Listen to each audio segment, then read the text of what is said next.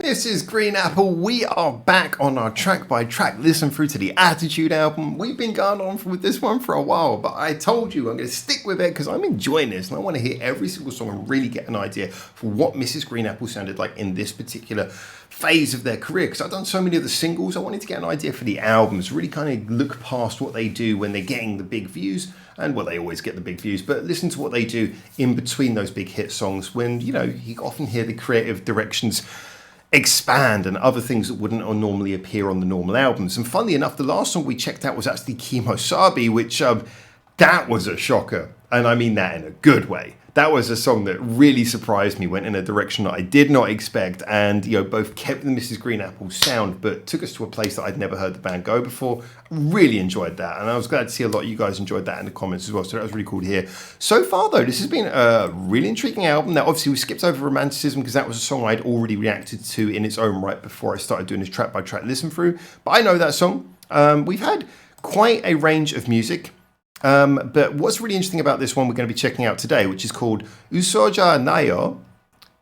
Again, that's one of those ones where I feel like that should be written in Japanese, but it's written in Romanized characters, which is making me a little bit cautious to assume what they mean by that. But Usoja Nayo is a song which, again, has no video, which makes it a bit of a minority on this album, as most of the songs have music videos or like lyric videos or something like that. So the ones that don't have that always keep me particularly interested because I think, okay, you didn't throw the extra money behind this, but you did still record it and put it on the album. So maybe this is one of those songs where rather than being a standard crowd pleaser, instead it's going to be a little bit more of the band just kind of doing what the band wants to do. But anyway, let's find out. No idea what to expect from this. Obviously, we just come out of Romanticism. The next song is How To. I don't know how that goes, but it's obviously a single. So no idea what to expect from this one. But I'm feeling freshly excited after some of the crazy variation, cool songs we've had so far. As always, remember, I'll be honest about my opinions on this channel. I always say what I actually think. So let's enjoy this journey together with the next song on Attitude, which is called Usoja Nayo. Beautifully pronounced, Howard. 胸のこの痛みはもうあなたが最後かもしれないほらねもどかしのたやすく崩れてしまうこともわかるから Interesting start.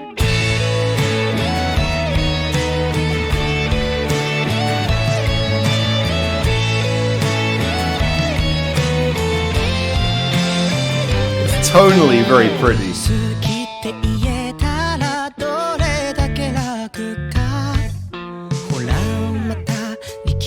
I love that little skipping bass.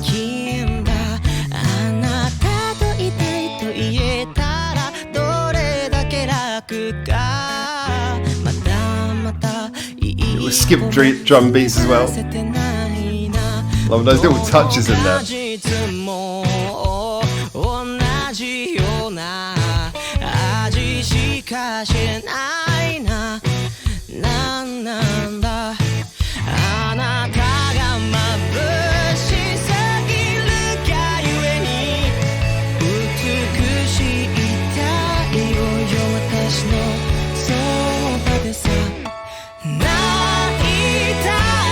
Nice little touch on the piano there. Launching to the chorus.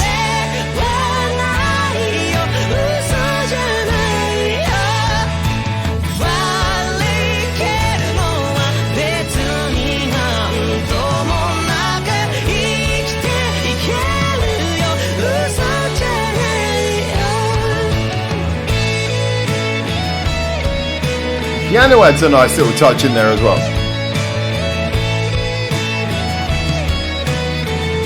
I love this kind of thick, creamy kind of sound again. It's very...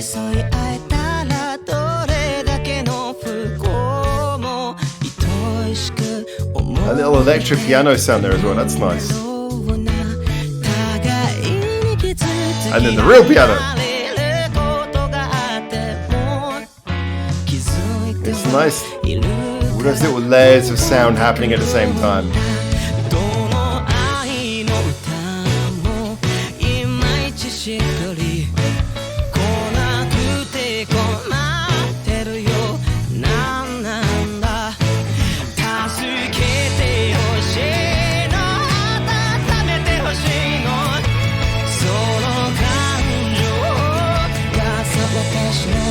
弱さだ隠したのは嫌わ This is one of those songs where the arrangement is such an important part of it.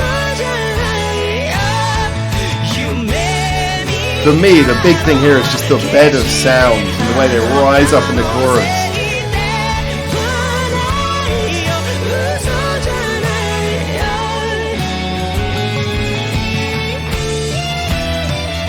Bridge?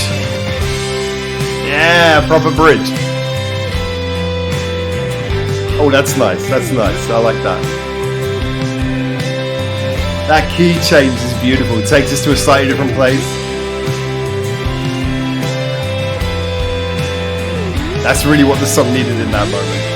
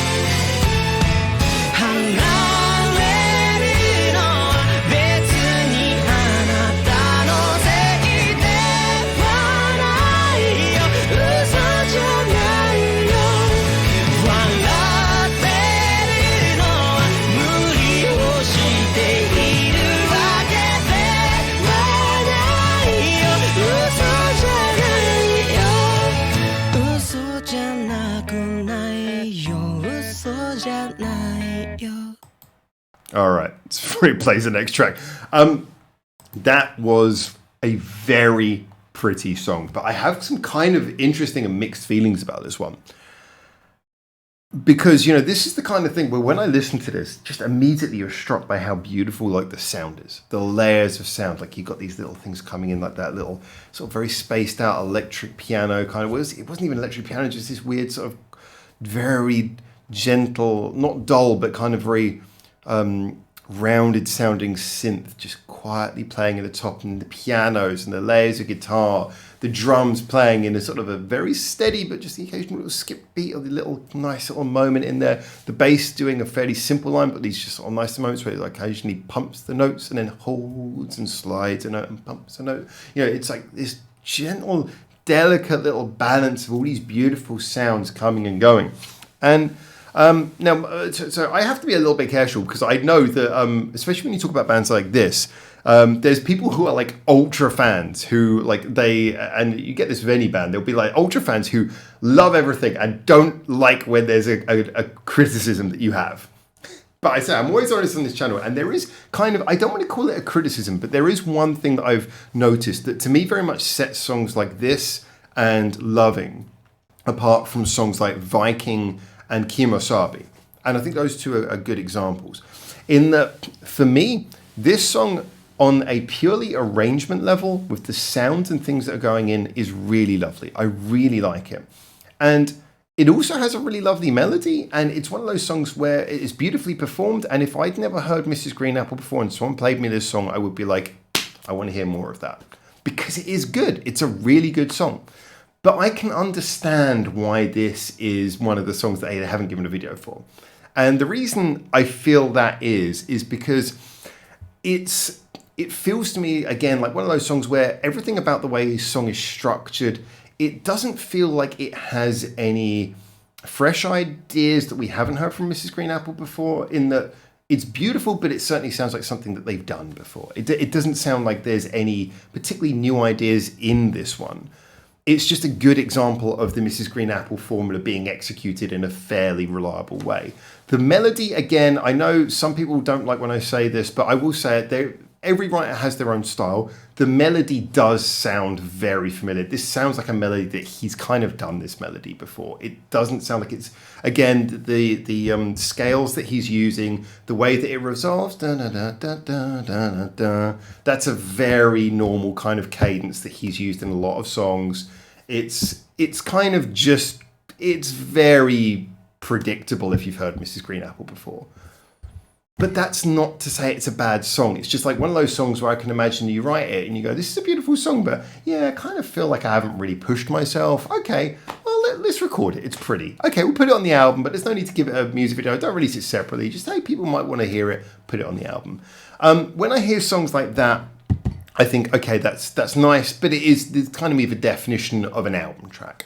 When I hear songs like Viking, and I hear songs like Kemosabe, I think to myself, okay, these are songs where the reason these are not released as single is because these are too far the other way. These are songs that are maybe a little bit too out there, a little bit too strange. I mean, they work brilliantly, but they're songs where you're maybe thinking, we shouldn't put that out as a single, because if we put that as a single, people are going to think we've totally changed our sound as a band. But I gotta admit, those are the songs that I tend to vibe with more as album tracks, because I feel like those are the hidden gems, the hidden secret gems on the album. Things like Viking, things like Kemosabe, the sort of songs where if you are just someone who listens to the singles, as I was before, you would miss that side of the band. But then if you listen to the album, you suddenly discover this whole other side of the band, which is to me what an album should be about. And you go, oh, awesome. Wow. Oh my God, Mrs. Green Apple do songs like this. I hear a song like this one and I kind of think, that's nice, but I already know Mrs. Green Apple do this kind of sound, and I've got songs where they've done it better. So I kind of like this one. I like it. If I'd never heard any other songs by them, I'd be like, yeah, play more of this band. This sounds awesome. But I've heard them do the same thing better. So for me, this is kind of like a steady, one of those songs where it's like above mid because it's already by a band who just are already top tier. But it's one of those songs where I go, it doesn't really wow me, just makes me go, that was nice. And that is what I'm going to put my review in as. I told you, you always get honest reviews on this channel. I can't imagine Mrs. Green Apple ever doing a bad song. Now, I've heard enough of their songs now, I can't imagine them ever doing a bad song. But this is definitely one of those songs where it feels safe. It's okay. It's okay. I liked it, but if I heard this, if I listened to the album again and this song came on, I'd probably be like, oh yeah, I remember this one. So anyway, guys, get in the comments. As always, let me know what you think, because I love to get the feedback. If you think I'm an absolute bastard and you disagree with me, let me know. But I'm looking forward to the conversation, looking forward to seeing what you guys think, and until I hopefully see you very soon in Japan for the next one of these. For now, see you in the next one. Ciao, ciao.